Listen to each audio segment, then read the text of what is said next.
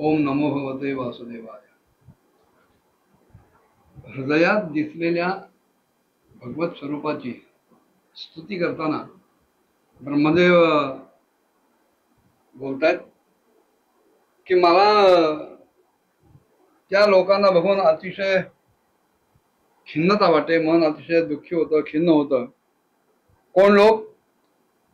तर जे तहान भूक, वात पित्त कफ, थंडी उन्हाळा, वादळ वारा पाऊस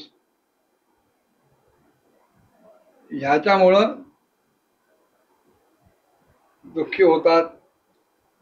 एकमेकांमधल्या मतभिन्नतेमुळे, विचार भिन्नतेमुळे, हेतू भिन्नतेमुळे दुःखी होतात.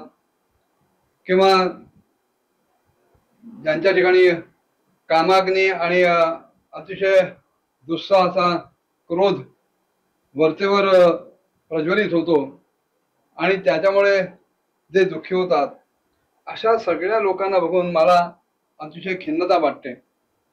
कारण भगवंता जोपर्यंत मनुष्य इंद्रिय आणि विषयरूपी मायेच्या प्रभावामुळं स्वतःला आपल्यापासून वेगळा ठेवतो, वेगळा बघतो, तोपर्यंत त्याच्या ठिकाणी या संसार चक्राची निवृत्ती होऊच शकत नाही.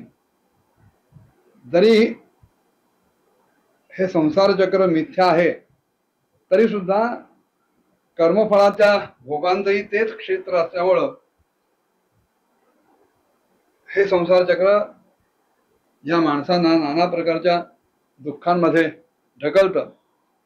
सामान्य माणसाची गोष्ट सोडूनच द्या, जे साक्षात मुनी आहे, मननात मुनी असं म्हटलं जातं, जे मनन करणारे, पण असे मुनी सुद्धा जर आपल्या चरित्र कथांपासून, लीला कथांपासून, पराक्रम कथांपासून विमुख राहिले तर त्यांना सुद्धा ह्या संसारात अडकून पडावं लागतं. तेही या संसारात फसले जातात. दिवसातून अनेक प्रकारांच्या व्यवहारांमुळं त्यांचं चित्त अत्यंत विक्षिप्त असतं, चंचल असतं, विचलित असतं. रात्री जरी झोपेत असले, अचेतनासारखे जरी पडत असले तरी सुद्धा त्यांच्या ठिकाणी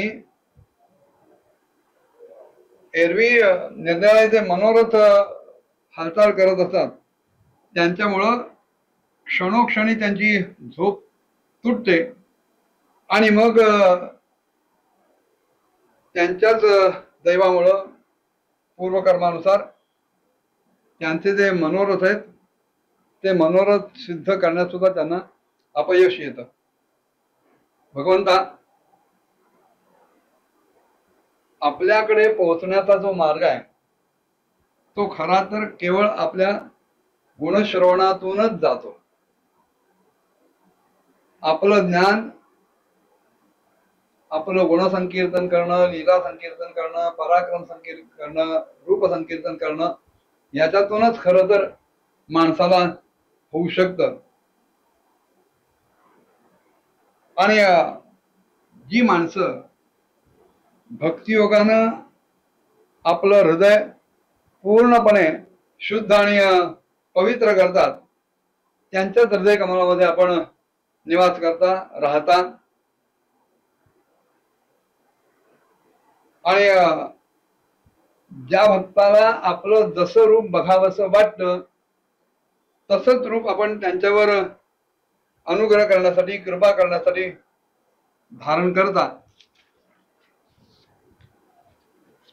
वास्तविक आपण एकमेवा द्वितीय आहात, आपण एकच एक आहात. त्याचप्रमाणे यच्चयावत सर्व प्राणीमात्रांच्या अंतःकरणात आपण स्थिरावलेले असतात. त्यांचे परमहितकारी अंतरात्मा सुद्धा आपणच आहात. आणि म्हणून जेव्हा देवता सुद्धा अंतःकरणात नाना प्रकारच्या इच्छा ठेवून वेगवेगळ्या प्रकारच्या सामग्रींनी आपली पूजा करतात, तेव्हा आपण त्यांना तेवढे प्रसन्न होत नाही जेवढे आपण अन्य सर्व प्राण्यांवर कृपा करण्यासाठी प्रसन्न झालेले असतात, त्यांच्यावर दया करण्यासाठी प्रसन्न झालेले असतात. पण ही जी सर्वभूत दया आहे, ही असत पुरुषांच्या बाबतीत अत्यंत दुर्लभ आहे. यत सर्वभूत दया सदलभ्य दयिको, व्यासाने वर्णन केलंय. भगवंत कोणात किती शक्ती आहे हे पाहूनच त्यांच्यावर अनुग्रह किंवा कृपा करत नाही, तर स्तुती करण्यात त्या भक्तानं किती परिश्रम घेतलेत हे पाहून तो त्यांच्यावर कृपा करतो. भगवंत एकच आहे, तो भुवनात द्रुमरूप आहे, तोच सर्वांचं बीज आहे, तोच संसार वृक्षाचा विस्तारही आहे आणि तोच काळही आहे.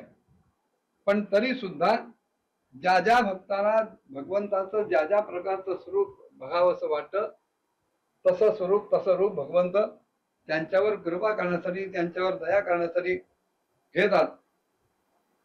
ब्रह्मदेव पुढे म्हणाले की जे कर्म आपल्याला अर्पण केलं जातं त्याचा कधीही नाश होत नाही आणि ते अक्षय रूपानं कायम राहत असतं.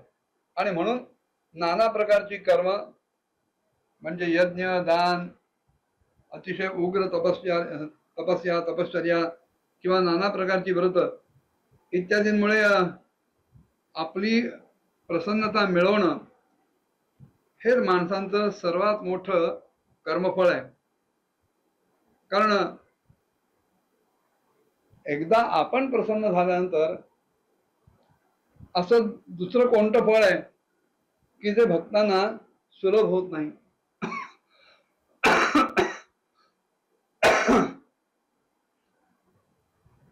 भगवंता, आपण सर्वदा सदैव आपल्या स्वरूप प्रकाशामुळेच प्राण्यांच्या ठिकाणचा असलेला जो भेद भ्रमरूपी अंधार आहे त्याचा नाश करीत राहता आणि आपण ज्ञानाचे अधिष्ठान असल्यामुळं, आपण साक्षात परमपुरुष असल्यामुळं मी आपल्या त्या रूपाला अनेक वेळा नमस्कार करतो. संसाराची उत्पत्ती, स्थिती आणि त्याचा प्रलय याच्या निमित्तानं माया जी लीला घडवून आणते, खरं तर तोही आपलाच खेळ आहे. आणि म्हणून भगवंता, परमेश्वरा, मी आपल्याला वारंवार नमस्कार करतो. पुढे ब्रह्मदेव भगवंताला उद्देशून कशा प्रकारे स्तुती करतात पुढच्या भागात बघूया. ओम नमो भगवते वासुदेवाय.